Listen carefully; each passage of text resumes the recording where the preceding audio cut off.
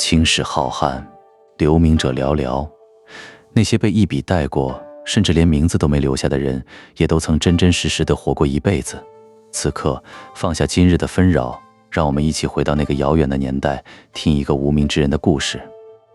祁仲宪生于一个春天的末尾，那是西元前450年，周真定王在位的第19年。据后世史家推算，那一年风调雨顺，黄河流域未曾传出大的灾害。然而在吕梁山路的平阳城里，祁氏的宅院却已是一片沉寂。祁氏不是寻常人家，这个姓氏可以追溯到晋国公室的血脉。数百年前，晋献公灭霍、耿、魏诸国，将同姓子弟分封各地，其中一支便落户于汾水之畔的平阳，数代经营，成了当地首屈一指的名门望族。鼎盛之时，祁氏的田庄连绵数里，仆从逾百，与范氏、中行氏互通婚姻，在晋国朝堂上说得上话。然而祁仲宪出生之时，祁氏早已风光不再。就在3年前，一场血腥的内战几乎掏空了晋国的元气。智伯率韩、魏之兵攻打赵氏，声称要在汾水之畔淹没赵氏的根据地晋阳。然而谁也没有想到，韩、魏两家竟在关键时刻倒戈，与赵氏联兵，反过来包围了智伯的大营。那一夜汾水泛红，智伯的首级被悬于城门，智氏的田土被3族瓜分殆尽。这便是国语与史记中皆留下浓墨重彩的3家灭智氏。后世史家更将其作为《资治通鉴》开宗明义的第一件大事。那一年是西元前453年，距祁仲宪出生不过3年。智氏覆灭，晋国的六卿便只剩下了4家赵、魏、韩，以及早已风烛残年的范氏与中行氏。然而范、中行2氏也好不到哪里去，10年之后便相继被灭。晋国的实际统治权就这样落在了区区3卿手中。祁仲宪便是在这样的时局中睁开眼睛的。他最初的记忆是模糊的，只记得庭院里有一株老槐树，春天的时候开满白花，香气悠悠地飘进堂屋。还记得父亲穿着玄色的深衣，坐在几案前翻阅简读，眉头总是微微皱着。父亲不苟言笑，平日里难得与他说上几句话，然而每到傍晚，便会把他叫到身边，教他认几个字，读几句诗。祁氏是懂得诗、守得住礼的人家。即使到了这般田地，父亲依然坚持让他每日温习功课。书简磨破了，便用刀再削新的一片。母亲偶尔在旁边坐着织帛，手中的梭子来来回回发出细碎的声响。那时候他不懂，后来才明白，那是祁氏最后一段安定日子里最温柔的背景音。他10岁那年，父亲病了，起初只是咳嗽，日久不愈，慢慢的便起不了床。请来的医者摇了摇头，没有说什么，只是开了几剂温补的药便离去了。那时候祁仲宪还小，不懂得生死之间的距离，只知道父亲的脸色一天比一天黄，一天下比一天瘦。最后那个冬天的某一天清晨，他在仆从的惊呼声中醒来，发现父亲已经没有气息了。父亲的葬礼办得很简单，田庄缩减之后，祁氏已经请不起那么多帮手，连抬棺材的人都凑不够数。最后是几个老仆抬着，一路摇摇晃晃地送到了城外的墓地。祁仲宪跪在素棺旁边，眼泪流不出来，只是怔怔地望着那口漆黑的薄棺被放入土坑，一铲一铲地被黄土掩埋。下葬那天傍晚，族中的老管家把他叫到一边，递给他一卷父亲留下的遗书。遗书很短，只有寥寥几行字，写在一片保存完好的竹简上。岁月久了，竹简的边缘已被摩挲得圆润光滑，然而当年浓重的墨迹早已深深渗入竹木肌里，足以辨认。祁氏之根在晋国，六卿分晋，非一日之寒。吾等虽无力回天，亦不可自轻自贱。汝长大之后，切记，无论落在谁手里，都要守住这口气。做人不可有傲气，但不能没有脊梁。祁仲宪那年10岁，认得的字还不多，却把这几行字背得滚瓜烂熟。他把那片竹简藏在贴身的衣物里，此后70年，无论走到哪里，都不曾离身。祁仲宪15岁那年，平阳城里来了一队陌生的车马，那是魏国的使者，奉魏文侯之命，前来与齐氏商议归附之事。范氏、中行氏早已灰飞烟灭，治氏的田土被三族瓜分，旧日的晋国卿族，如今只剩下齐氏一支还苦苦支撑。然而孤木难支，齐氏的田庄不断被赵、魏两国蚕食，再这样下去，用不了10年便会彻底败落。魏文侯是个贤君，至少那时候的人都这么说。他拜子夏为师，尊田子方为友，任用李悝变法，整治吏治，奖励农桑。在战国初期那一片乱世之中，魏国是少数几个有方向、有秩序的政权。齐氏决定依附魏国，便是在这样的考量之下做出的抉择。那年秋天，齐仲宪随家族离开了平阳。他站在牛车上，最后回望了一眼那座辉煌的城池。城墙还是那么高，老槐树在秋风中落光了叶子，光秃秃的枝桠像是伸向天空的枯骨。他忽然想起父亲说过的话，齐氏之根在晋国，可是如今齐氏的根要被拔起来，移栽到魏国的土壤里了。牛车咕噜咕噜地向前走，齐仲宪一路没有说话。此后数年，齐仲宪跟随家族在魏国境内辗转迁徙，最终落脚在大梁城郊的一处宅院里。院子不大，远不及平阳老宅的气派，但好在位置偏僻清静，适合读书度日。他也的确读了不少书。魏文侯尊贤重士，大梁城里一时学风鼎盛。墨子尚未出生，儒道之争尚未拉开帷幕，然而百家之学已隐然萌动，各国学者络绎于道，论辩之声不绝于耳。齐仲宪时常徒步走到城中的市集，听那些云游的学者谈天说地，有时一站便是半日，直至暮色四合，才踏着夜色回到住处。那是他的青年时代，他见识了战国初年学术的繁盛，也见识了乱世之中人心的浮动。他看过有学者一夜之间被国君拜为上卿，也看过有人仅因一言不合便被逐出都城，流落荒野。他渐渐明白，这是一个没有恒常秩序的时代，没有什么是可以永远依靠的。然而他依然守着父亲的那句话，做人不可有傲气，但不能没有脊梁。他在大梁的市集上得了一幅写在绢帛上的字，是诗中的一句高山仰止，景行行止。他将其视若珍宝，悬于室内的素壁之上，每日抬眼便能看见。族中有人笑他迂阔，他也不辩驳，只是笑笑，继续读他的书，种他的竹。齐仲宪31岁那年秋天，他种完了地里的最后一茬黍粟，坐在田埂上歇息。天气很好，秋阳暖暖地照在身上，远处的官道上偶有行人经过，扬起一阵细碎的黄土。齐仲宪拿斗笠扇了扇风，正准备起身回家，却看见侄子急匆匆地跑了过来。叔，出大事了。侄子喘着粗气说，周天子封三晋为诸侯了。齐仲宪愣了一下，手中的斗笠落在地上，滚到了黍粟的杆丛里。周威烈王23年，西元前403年，三晋封侯。那一年，齐仲宪47岁。他弯腰捡起斗笠，拍了拍上面的泥土，没有说话。47岁了，从15岁离开平阳，屈指算来，已经过了整整32年。32年间，他在魏国娶妻生子，在大梁城郊治下这几亩薄田读了许多书，也见了许多人。世道乱得很，烽烟处处，兼并日烈。他原以为这一切离自己很远，却不想那个他以为遥不可及的旧秩序，竟在这一年被周天子亲手埋葬了。三晋封侯的消息传到平阳的时候，城里的老人们聚在里门前的空地上，有的垂泪，有的沉默。齐仲宪没有去看，他只是在院子里坐了很久，望着那株老槐树发呆。47年了，他终于真正明白，晋国是不会回来的了。那个他只在传说中听过的晋国、晋文公的霸业、城濮之战的烽火、齐城先祖的赫赫武功，统统都成了往事。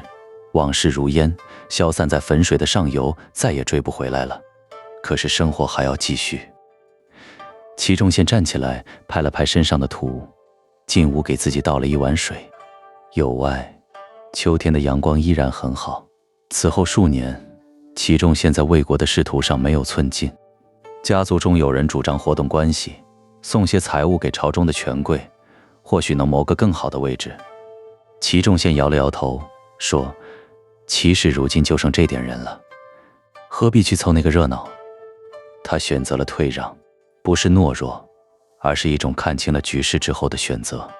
齐氏早已不是当年那个能在朝堂上发声的卿族，不过是寄居于魏国屋吊下的一户人家罢了。既然如此，何必抛头露面去招惹那些是是非非？齐仲宪54岁那年冬天，大梁城里传来一个消息，魏文侯去世了。消息传到大梁城郊的那座小宅院时，齐仲宪正坐在廊下，借着天光翻阅一卷残破的简牍。那是他在市集上寻得的一卷晋城残简，上面记载着晋国数百年的兴衰，晋献公的拓土开疆，晋文公的称霸中原，晋景公的饮马黄河，一行一行都是齐氏先祖曾经亲历的往事。他正读到晋厉公败北于麻遂，秦晋时不通好一段，侄子便跑了进来，说魏文侯没了。齐仲宪抬起头望着侄子，一时竟不知该说什么。他又想起了父亲，父亲若是还在，今年应当是83岁了。然而父亲走得太早，走的时候他才10岁，尚不懂得什么是依靠，什么是失去。如今50年过去了，他靠自己一路走来，跌跌撞撞，总算在这个乱世里站住了脚跟。可是如今这棵大树倒了，齐氏在魏国的最后一点依靠也便没了。魏文侯在位50年，是魏国最鼎盛的时期。他西据秦国，南挫楚国，东伐齐国，开疆拓土，威震诸侯。齐氏依附魏国30余年，全赖魏文侯的庇护。如今这棵大树倒了，齐氏的处境便微妙了起来。魏武侯继位之后，疑心很重，他不像父亲那样礼贤下士，反而对功臣宿将处处猜忌。齐仲宪没有见过吴起，但他听说过这个人。吴起是魏国人，带兵征战，曾以区区5万兵力击败秦国50万大军，创下了战国初年最辉煌的军事奇迹。然而这样的人物在魏武侯手下也待不下去了。齐仲宪记得那一年的春天，吴起离开大梁的那一天，他恰好在城门附近办事，只见一辆破旧的马车从城中缓缓驶出，车帘半掩，依稀可见一个清瘦的身影坐在里面，那便是吴起。传言说他是被迫离开的。魏武侯身边的近臣日夜进谗，说他功高震主，早晚是个隐患。吴起知道自己待不下去了，便主动请缨，转而投奔南方的楚国。齐仲宪站在道旁，看着那辆马车越走越远，消失在官道的尽头。他忽然想起父亲说过的话，做人不可有傲气，但不能没有脊梁。吴起有没有脊梁？或许是有的。然而有脊梁的人，在这个时代里竟也待不下去。那一年，齐仲宪55岁。此后数年，齐仲宪在魏国的仕途上没有寸进。家族中有人主张活动关系，送些财物给朝中的权贵，或许能谋个更好的位置。齐仲宪摇了摇头，说：“齐氏如今就剩这点人了，何必去凑那个热闹？”他选择了退让，不是懦弱，而是一种看清了局势之后的选择。齐氏早已不是当年那个能在朝堂上发声的卿族，不过是寄居于魏国屋灶下的一户人家罢了。既然如此，何必抛头露面，去招惹那些是是非非？他开始把更多的时间花在读书和农事上。春天播种，夏天除草，秋天收获，冬天仓饼。双手渐渐磨出了茧子，皮肤也被日头晒得黝黑。族中的长辈看了，有的摇头叹息，说齐氏好歹是晋国公室的后裔，如今竟沦落到亲自种田的地步。然而齐仲宪不以为意，他觉得脚踏实地的事情比那些虚浮的功名更让人安心。何况天下已经乱成这个样子了，谁知道明天又会发生什么呢？齐仲宪64岁那年冬天，一个消息从东方的齐国传来，田氏带齐了。田和田氏的当家人获得了周安王的正式册封，成为合法的齐侯。从此之后，姜姓吕氏的齐国正式终结，取而代之的是归姓田氏的新齐国。消息传到齐仲宪耳朵里的时候，他正在院子里生火取暖。那是个很冷的冬天，柴火有些潮，他用碎石敲了半晌才点燃。火焰先是冒了一阵黑烟，然后才渐渐烧旺。他放下手中的碎石，怔怔地望着那堆时明时暗的火苗，半晌没有说话。姜姓齐国传了多少代？从姜太公封于迎秋开始算起，已有600余年。600年的江山就这样换了姓。齐仲宪不是齐国人，却莫名地感到一阵悲凉。他又想起了晋国，晋国更惨。晋国传了20多代，700余年，如今连一块牌位都找不到了。3家分晋之后，晋公氏被迁到屯留，后来又被迁到端氏，再后来便再也没有消息了。齐仲宪后来在大梁的诗集上寻得一卷晋城的残简，上面记载了晋国数百年的兴衰。他把那卷书买了下来，放在几案上翻了很久，直到某一页上，他的目光停在了一个名字上，齐城。那是春秋时期齐氏的先祖，曾任晋国的中军大夫，辅佐晋景公南征北战，立下赫赫功勋。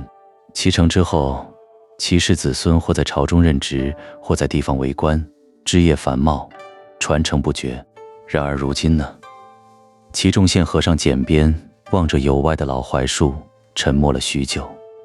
64岁了，整整64年，从平阳到魏国，从少年到白头，经历了无数次的迁徙和动乱，却始终不曾离开那片写着父亲遗书的竹简。他轻轻地摸了摸胸口的位置，感受着那片竹简的存在。他想，父亲若是泉下有知，大概也会理解他吧。守住这口气，不一定是要做什么大事业。守住这口气，有时候只是好好的活着，静静的活着，在乱世之中保持一点点人的尊严，这便足够了。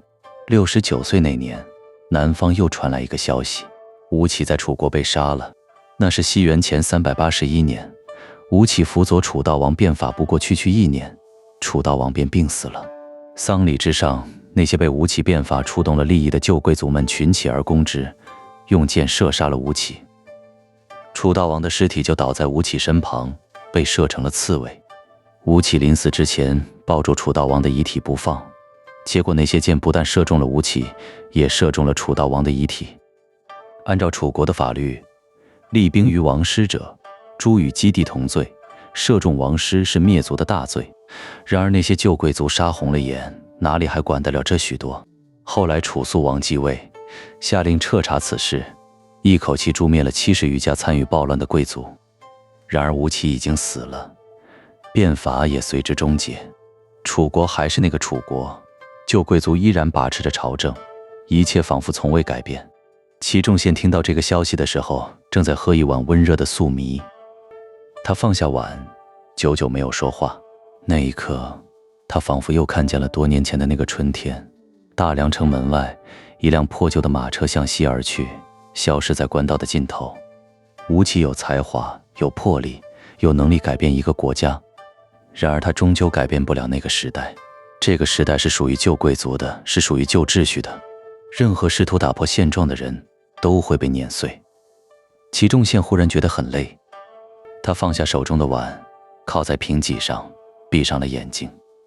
有外有鸟鸣，院子里的竹叶被风吹得沙沙作响。那一刻，他忽然觉得这样的日子也很好，读书、种竹、浇花、看天，不用去管那些乱世的事情，不用去理会那些是非恩怨。他想，父亲若是泉下有知，大概也会这样劝他吧。守住这口气，守住这口气，不一定是要做什么大事业。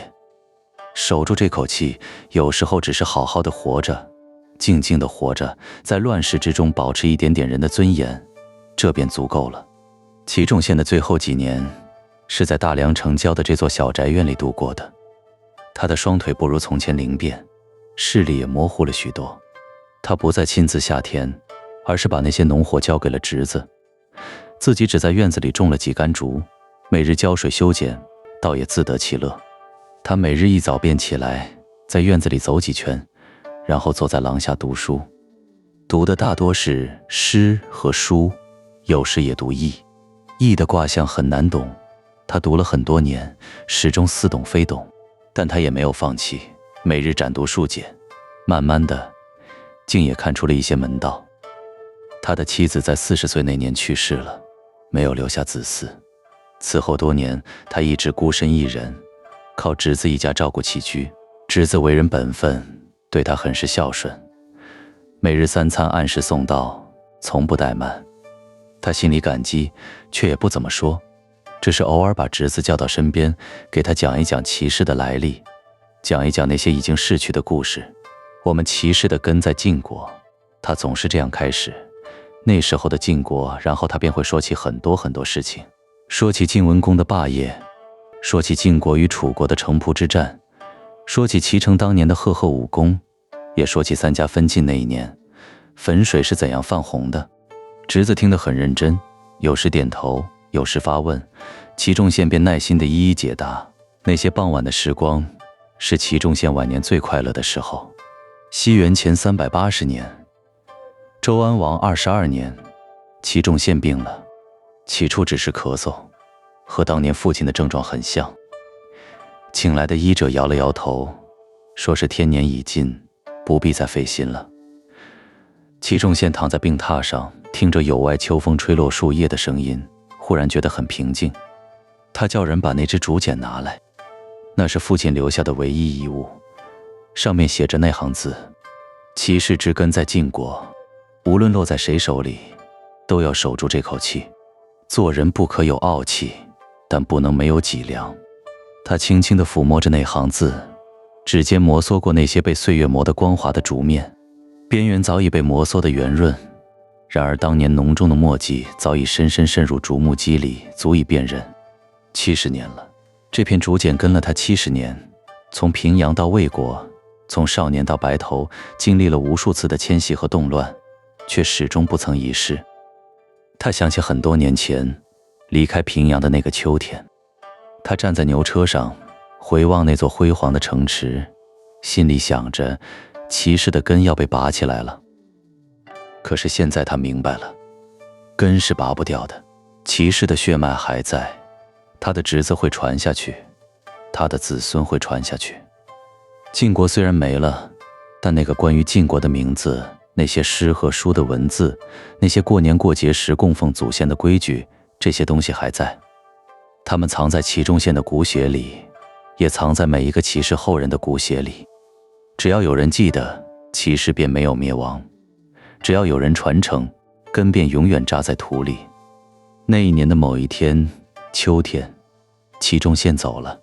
他的葬礼办得很简单，侄子按照他生前的嘱托，没有通知太多人，只是将他埋在了大梁城外的一处山坡上，那里能够看见远方的黄土，黄土的那一边是他再也没有回去过的平阳。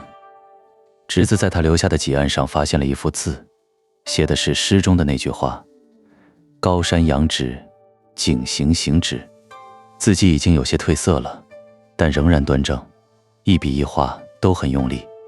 旁边还放着那只漆木牍，牍中是那片写着父亲遗书的竹简。他走的时候，脸上的神情很安详。他的名字没有留在任何史书里，但他活过。他的名字没有留在任何史书里，但他活过。晚安，好梦。